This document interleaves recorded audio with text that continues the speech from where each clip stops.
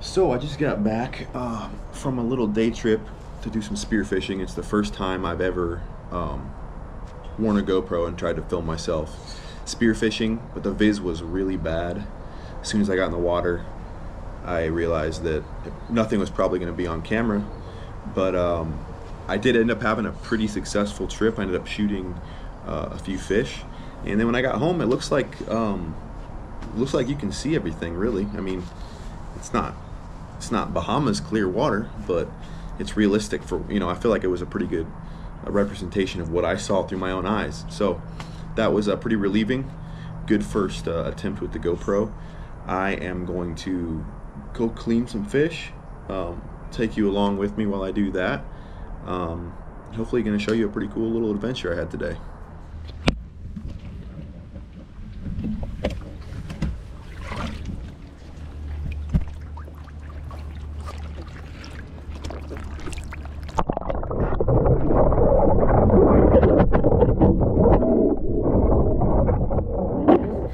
Welcome underwater. As you see, I just loaded my spear gun there, and visibility is not good. It's really murky. I was actually shocked that anything showed up on this video, being the first time I used the GoPro. I was hoping you'd be able to see stuff, but and I was pretty relieved and surprised that you can see. So right here, it's really murky. But as you get under the shadows, sometimes it kind of opens up and you can start to see shapes, at least shadows and stuff. And a lot of times that's all you need.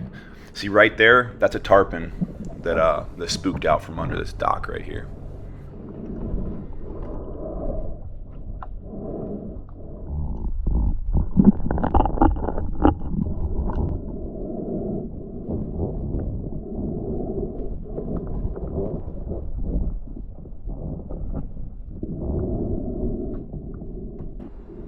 I'm just trying to move as slowly and stealthily as I possibly can. See, there's another tarpon. They seem like they, when you see them, you definitely usually see more than one. I was trying to get my camera as close to him as possible because I didn't know if it was going to be able to even show up in this murky of water.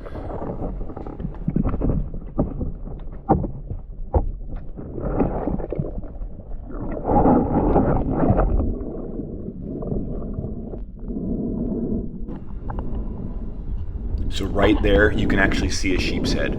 You can see his bars. And actually, I could not see this good out of my mask, as you can see in this video. And I should have shot right there. It was actually a really nice sheep's head. But I couldn't tell if there was maybe a rock or something obstructing his head.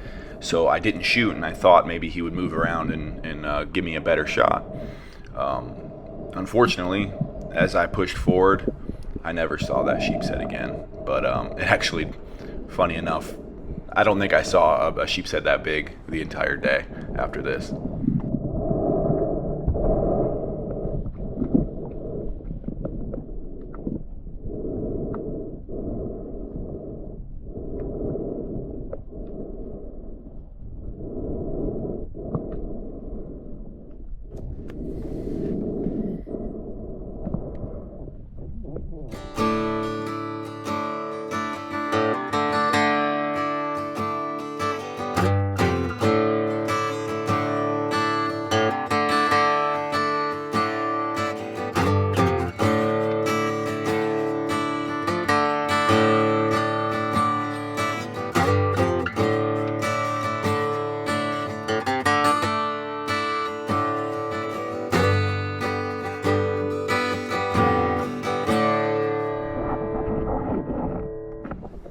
So right here I'm coming up on a big brush pile, something that probably went into the water during the hurricane, or one of the hurricanes. I'm trying to hunt it and make sure there's no fish around it I want to shoot, but I actually have to basically get out of the water to climb on top of it and get over and around it.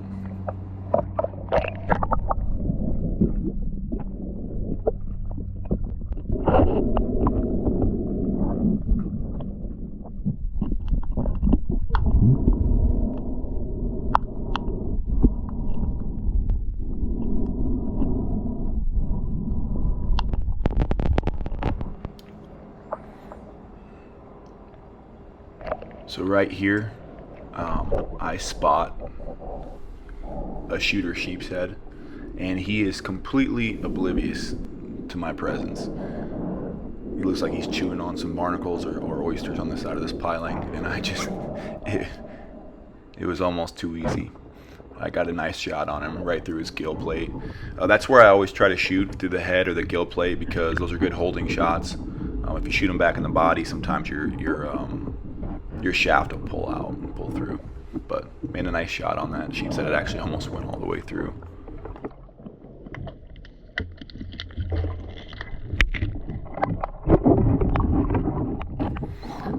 So here what I did is I threaded, after braining and dispatching the fish, I actually threaded my line through the sheep's head's gills, because I don't like to carry around a stringer, so I kind of just turned my spear gun into a stringer.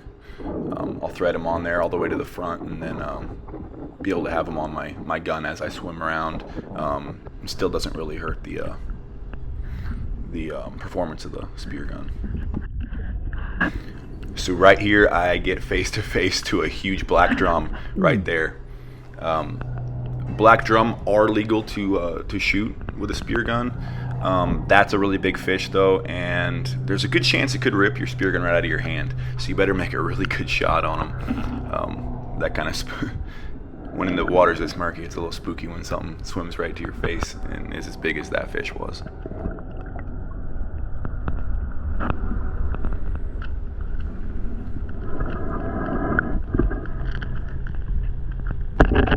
So right here, I see what looks like a small sheep's head, and that is a nice snapper. I didn't get the best shot on that snapper because he was kind of out of my periphery, and once you start moving your gun too much to get lined up with one of these fish, a lot of times they jet out. They have a sixth sense about that. So I took the shot I had. It was a body shot, but it ended up working out all right. And right here, what you're going to see me do is I've got, with my dive knife, I'm trying to brain the fish to dispatch him and, be as humane as possible. I'll cut their gills as well to kind of bleed them out before threading them onto my line.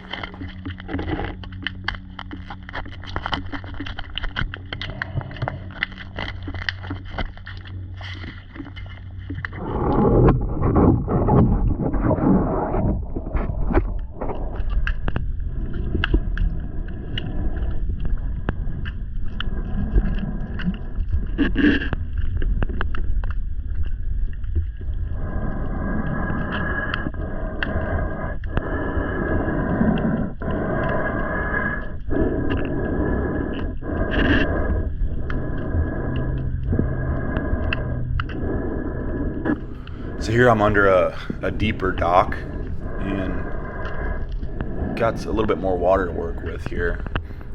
I see several fish right on the edge of visibility, and what you see, this mass I'm coming up on, is a school of spadefish and some snapper in there as well. Spadefish look a lot like sheep's head. They have the same black bars, and there's a nice sheep's head right there that was kind of hanging around the edge, and I decided I wanted to shoot him. He did present me a shot, and I took it and got a pretty good headshot.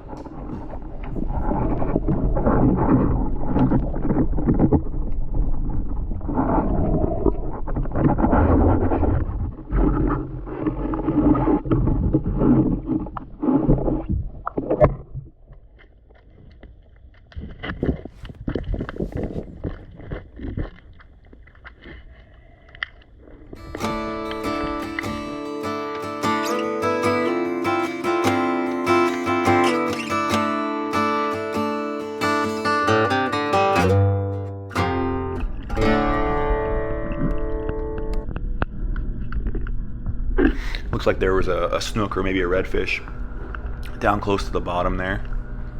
Hard to tell which kind of fish it was, but it doesn't matter because neither one of them are illegal to shoot with a spear gun.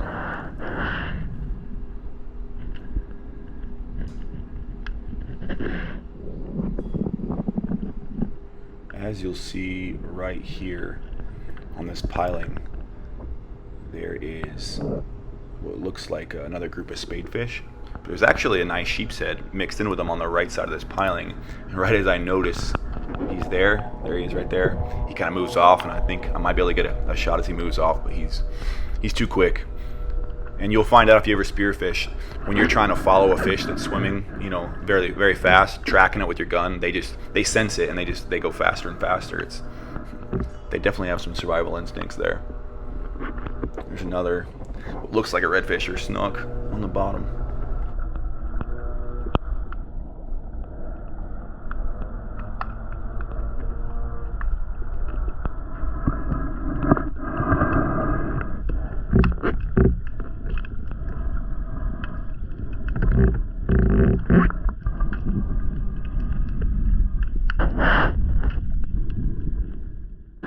Some more spadefish swimming around there.